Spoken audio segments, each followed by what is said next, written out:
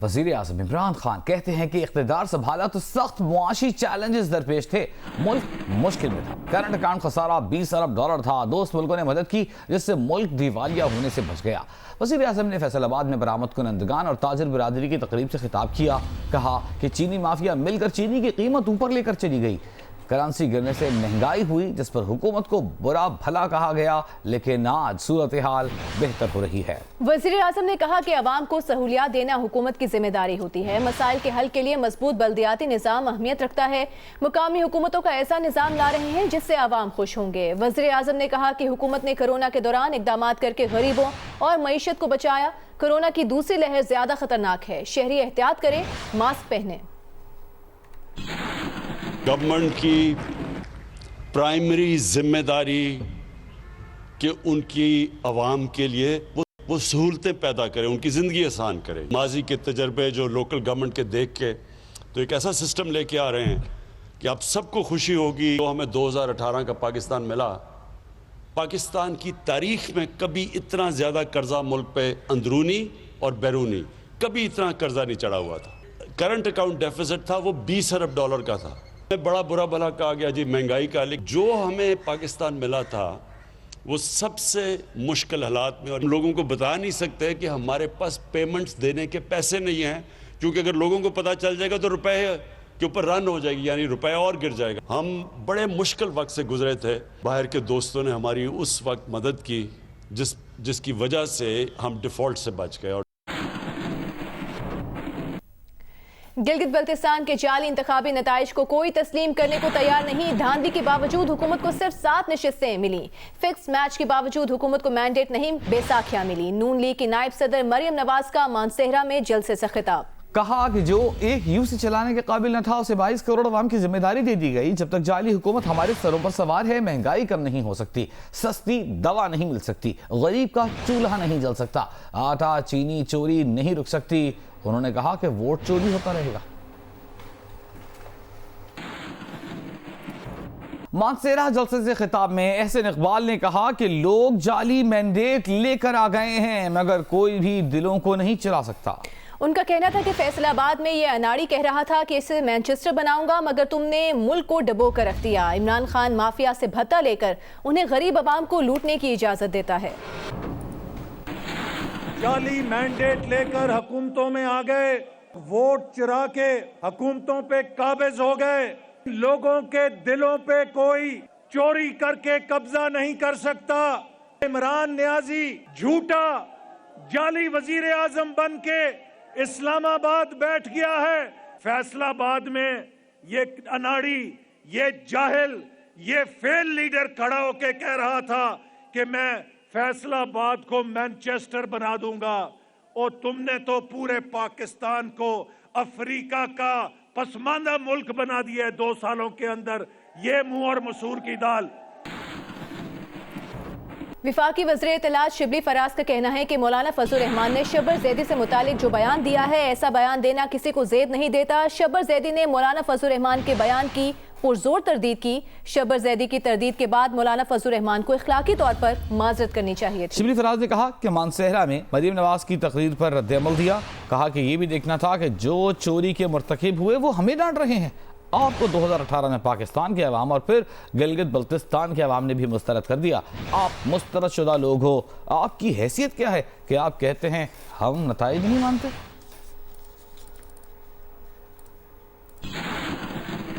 मौलाना फजल रहमान इस्लाम के नाम पे सियासत भी करते हैं और सियासत के नाम पे कारोबार भी करते हैं। उन्होंने जो बयान दिया शब्बर ज़ैदी के हवाले से, जिसके ना सर था ना पाँव था, जिसकी तरदीद शब्बर ज़ैदी ने पुरजोर तरीके से की। यहाँ तक कहा कि पाकिस्तान में ईमानदार लीडर है जिसके वजह से ये मुल्क आगे जा सकता है, तो वो इमरान खान है। जो आज जलसे में बातें हुई, तो आप तो रिजेक्टेड लोग हो, किस मुंह से दूसरे दिन जलसा करते हो और ये कह के कि जी नताइज को तो हम मानते नहीं है। आप होते कौन है जो नताइज को मानते नहीं है? आपकी हैसियत क्या है? आपकी हैसियत ये है कि आप कानून को मतलूब हैं, आप कोई आम सियासी लीडर नहीं है, आप पे संगीन जराइम हैं। पाकिस्तान के अवाम आपको, आपकी सियासत को रद्दी की टोकरी में डाल चुके हैं।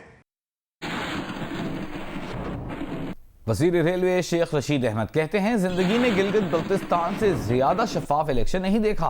गिलगित बल्तिस्तान में जमहूरियत की फतह हुई है, लोगों ने पाकिस्तान के हक में वोट डाला है। उनका कहना था कि गिलगित बल्तिस्तान इलेक्शन में नून लीग और पीपल्स पार्टी का इत्तेहाद ना करना इस बात का सबूत है कि दोनों जमातों का बयानिया अलग है। आज़ाद कश्मीर के इंतखाबात में दोनों जमातें इत्तेहाद कर लें।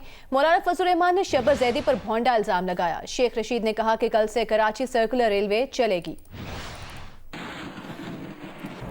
यहाँ आपको बताते हैं कि इंतजामात ना होने की वजह से कराची सर्कुलर ट्रेन का रूट तब्दील कर दिया गया है। रेलवे हुकाम के मुताबिक अब पिपरी स्टेशन से सिटी स्टेशन तक सर्कुलर रेलवे चलाई जाएगी। कराची सिटी स्टेशन से औरंगी टाउन की तरफ ट्रेन नहीं जाएगी और कराची सिटी स्टेशन से औरंगी स्टेशन तक 14 किलोमीटर का ट्रैक मुकम्मल फाल नहीं हो सका। रेलवे इंजीनियर्स और माहिरीन ने 14 किलोमीटर ट्रैक को सफर के लिए क्लियरेंस नहीं दी है। रेलवे हुकाम के मुताबिक औरंगी स्टेशन तक 14 किलोमीटर ट्रैक पर लेवल क्रॉसिंग बड़ा मसला है। जराये का कहना है कि ट्रैक इस काबिल नहीं कि सर्कुलर ट्रेन को 50 किलोमीटर फी घंटे की रफ्तार से चलाया जा सके।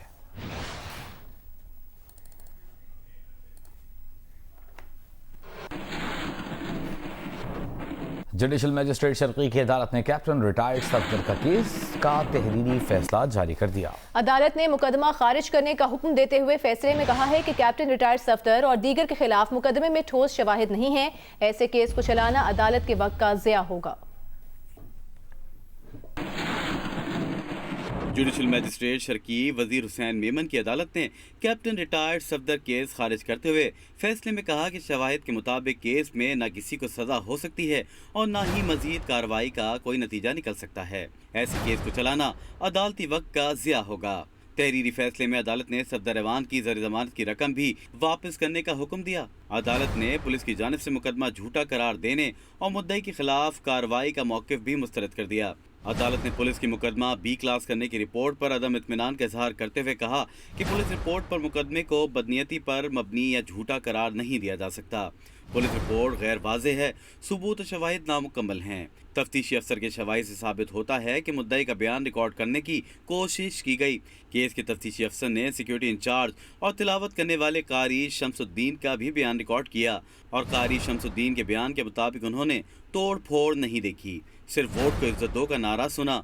मज़ार कायद की सिक्योरिटी हेड आसिफ ज़हूर ने बयान में कहा कि वो मौके पर मौजूद ही नहीं थे। वाक़े के मुताबिक सोशल मीडिया से पता चला है कि मज़ार कायद की मैनेजमेंट कमेटी के रुकन शेर वली खान ने कहा है कि मुद्दई को मज़ार कायद पर नहीं देखा। अदालत ने अपने फैसले में कहा कि उनके बयानात और शवाहिद की रोशनी में केस को मज़ीद नहीं चलाया जा सकता। पाकिस्तान में कोरोना केसेस में तेजी से इजाफा हो रहा है। 24 घंटों के दौरान मजीद 2208 अफराद में कोरोना वायरस की तस्दीक हुई और 37 अफराद की जान गई।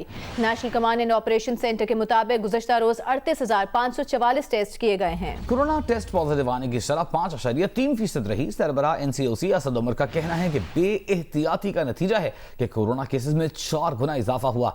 खदशा है कि अस्पतालों में गुज़श्ता जून जैसे हालात हों। गर्मियों से पहले पाकिस्तान में वैक्सीन की बड़ी मिकदार की दस्तयाबी मुमकिन नहीं।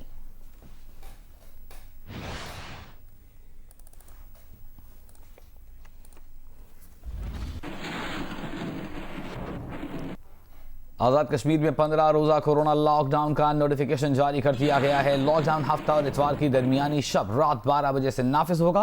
आज़ाद कश्मीर में मदारिस समेत तमाम तालीमी इदारे मुकम्मल बंद रहेंगे। शादी ब्याह समेत तमाम समाजी इज्तिमात पर पाबंदी होगी। तमाम शॉपिंग मॉल्स और कारोबारी मराकज बंद रहेंगे। प्राइवेट क्लिनिक्स पर भी लॉकडाउन का इतलाक होगा। बेकरी, किराना, मेडिकल स्टोर, सब्जी, गोश्त और दूध की दुकानें सुबह 7 बजे से शाम 7 बजे तक खुली रहेंगी। आज़ाद कश्मीर में सयाहों की रियासती हुदूद में दाखिले पर पाबंदी होगी। आज़ाद कश्मीर में मास्क का इस्तेमाल लाजमी होगा। खिलाफ वर्जी पर 500 रुपए जुर्माना किया जाएगा।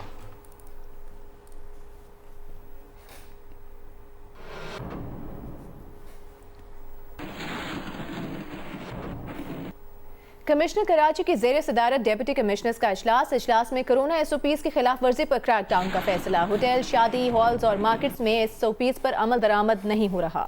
कमिश्नर ने कहा कि SOPs की खिलाफ वर्जी पर मार्केटें, होटल्स बंद कर दिए जाएंगे। मैरिज हॉल्स में SOPs पर अमल दरामद की जिम्मेदारी हॉल इंतजामिया पर होगी। इजलास में ये फैसले किए गए।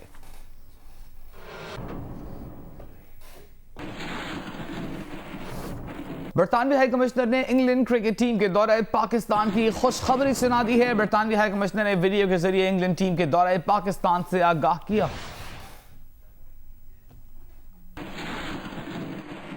मुझे उम्मीद है I really hope that we can see this happen. अदाकारा वीना मलिक का साबिक शौहर से बच्चों की तहवील का झगड़ा गालम गलोच और धमकियों तक पहुंच गया है। वीना मलिक ने साबिक शौहर असद खटक के पाकिस्तान में मौजूद अहले खाना को नुकसान पहुंचाने की धमकियां दी हैं। असद खटक की जानिब से जारी की गई ऑडियो टेप में वीना मलिक को यह कहते सुना जा सकता है कि तेरी 4 बहनें और माँ यहीं रहती है, देख मैं उनके साथ क्या करती हूँ। इसी ऑडियो टेप में वीना मलिक ने दुबई में अदालती कार्रवाई की बात करने पर अपने साबिक शौहर असद खटक को गलीज गालियां भी दी। असद खटक ने अपने वीडियो बयान में इल्जाम लगाया है कि उनके 2 बच्चों को दुबई में पाकिस्तानी काउंसिल खाने में मौजूद अफराद की मदद से पाकिस्तान स्मगल किया गया है।